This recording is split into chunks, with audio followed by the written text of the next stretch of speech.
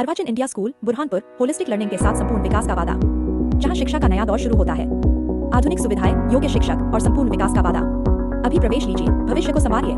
पूर्ण देश भर में, भारत देश में पुरानी पेंशन के लिए ज्ञापन दिया गया और हम लोगों के नेशनल मूवमेंट के संघर्ष और संयुक्त मोर्चा द्वारा जो लगातार इस कर्मचारी हित में जो हम लड़ाई लड़ रहे थे विगत 2017 से, जिसके परिप्रेक्ष्य में सरकार ने तो यूनिफाइड पेंशन स्कीम से एनपीएस से यूनिफाइड पे आ गई है, लेकिन हमको ना एनपीएस चाहिए ना यूनिफाइड चाहिए।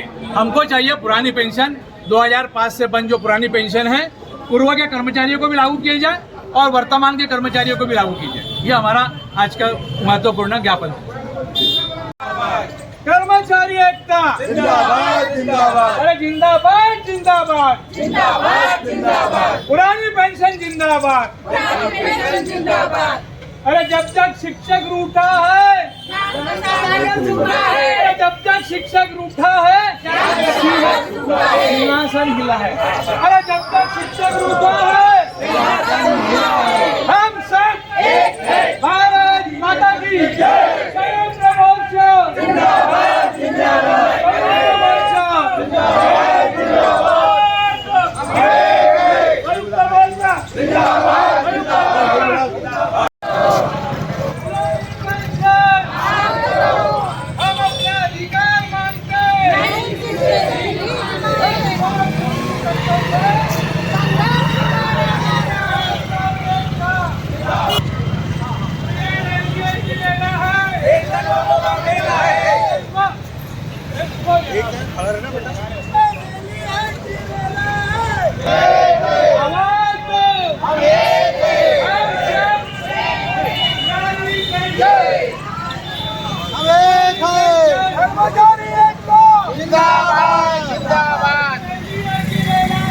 कर्मचारियों का मेला है, कर्मचारियों का मेला है। जिंदाबाद जिंदाबाद जिंदाबाद जिंदाबाद, एक है हम एक है।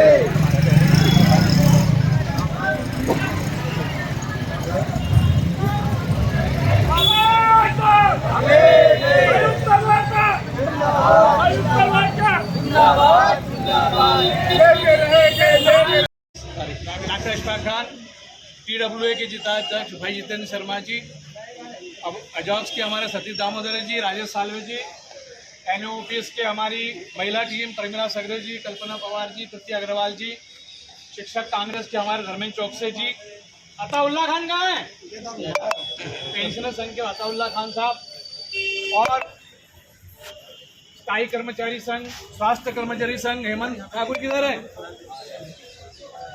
आज सब मिलकर हम लोग जो हमारा अपना अधिकार है पुरानी पेंशन के लिए ज्ञापन दे रहे हैं। माननीय प्रधानमंत्री जी, माननीय मुख्यमंत्री जी के नाम, जो 5-5, 7-7 पेंशन दे रहे हैं, लेकिन जब कर्मचारी को देने की बात आती है तो देश पे आर्थिक बोझ बढ़ जाता है। ये कैसा पक्षपात है और ये कैसा भारत का संविधान है कि जो जनप्रतिनिधि एक बार चुन के जाता है, जिंदगी भर पेंशन लेता है, मरने के बाद उसका परिवार लेता है, लेकिन जो एक 40-45 साल नौकरी करने वाला कर्मचारी, अधिकारी, शिक्षक, हमारे भाई बहन, उनको पेंशन नहीं है। वो रिटायरमेंट के बाद उसको 1000, 1200, 2500, 3000, 4000, इससे ज़्यादा नहीं मिलेगा। इस प्रकार से स्वाभिमान से वो अपना बुढ़ापा गुजारेगा। सरकार की इतनी योजना जो लागू करता है, उसके बावजूद भी वो बुढ़ापे में हाल बेहाल रहेगा और अपने बाल बच्चों पर आश्रित रहेगा।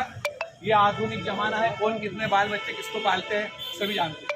मैं माननीय प्रधानमंत्री जी, माननीय मुख्यमंत्री जी के नाम ज्ञापन हमारे संपूर्ण संयुक्त मोर्चा और नेशनल मूवमेंट की ओर से सौंप रहा हूँ और हमारे उसमें 8 बिंदु है जो मैं आपको पढ़ के सुना रहा हूँ। सबसे पहले हम जिला कलेक्टर महोदय जी के माध्यम से ज्ञापन सौंप रहे हैं और हमारा पहला पॉइंट है, प्रथम नियुक्ति दिनांक से सेवा अवधि की गणना कर वरिष्ठता प्रदान कीजिए, ग्रेजुटी एवं अवकाश का नकदीकरण किया जाए।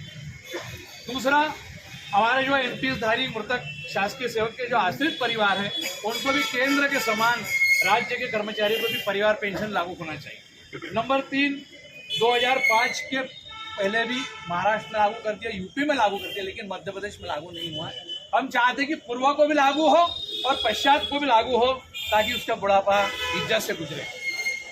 4, हमारे जो नेशनल मूवमेंट के जो हमारे राष्ट्रीय अध्यक्ष विजय बंधु जी और हमारे प्रतिनिधि परमानंद डेहरिया जी और उनकी सारी जो टीम ने जो कश्मीर से कन्याकुमारी तक 27 राज्यों में जो पेंशन रैली निकाली, जो पेंशन का आंदोलन खड़ा किया और सबके दिमाग में डाला कि आपको पेंशन बुढ़ापे में नहीं मिलेगी, उनका कोटि कोटि नमन करते हुए हम ये चाहते हैं कि हमारे इतने अथक प्रयास, संघर्ष और आंदोलन, हमारे साथियों की एकता एकजुटता के कारण सरकार एनपीएस से यूपीएस पे आई है, लेकिन ना हमें नई पेंशन स्कीम चाहिए, ना यूनिफाइड पेंशन स्कीम चाहिए।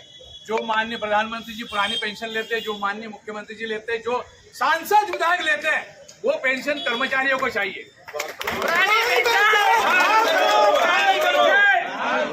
अभी एक हमारे जो हाई लेवल के जो अधिकारी, उन्होंने हमारे करते हुए एक डाउट दिया है, जिसका नाम ई अटेंडेंस है।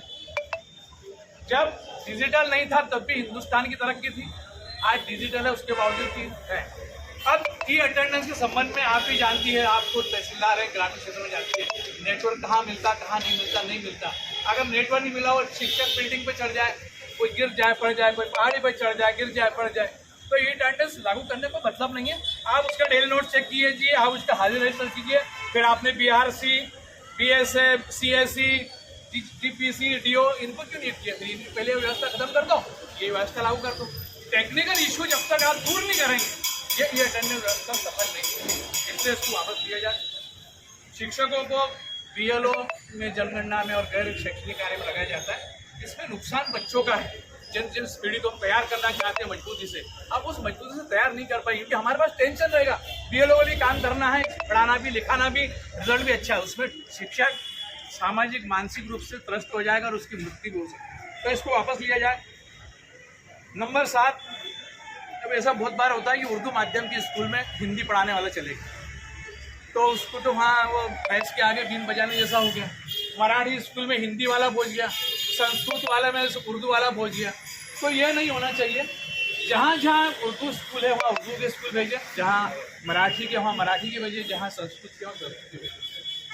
और ऐसी शाला जहाँ विद्यार्थी संस्कृति और मराठी भाषा में अध्यापन करना चाहते हैं, उन शालाओं में मराठी और संस्कृत भाषा के पद सृजित किया जाए, ताकि सभी को इसका लाभ मिले। उपरोक्त बिंदुवार ज्ञापन आपकी ओर सादर प्रस्तुत कर रहा हूँ मैं। हमारे संपूर्ण संयुक्त मोर्चा और नेशनल मूवमेंट की ओर से हमारा यह संदेश माननीय प्रधानमंत्री जी, माननीय मुख्यमंत्री तक पहुँचा दीजिए और हमें पुरानी पेंशन प्रदान कीजिए जो आप ले रहे माननीय। आप 10-10 लीजिए, कम से कम एक तो दीजिए, हमको क्यों बुढ़ापे में करना है? हमारा निवेदन है आपसे। कर्मचारी एकता जिंदाबाद, जिंदाबाद। कर्मचारी एकता जिंदाबाद, जिंदाबाद। आवाज दो।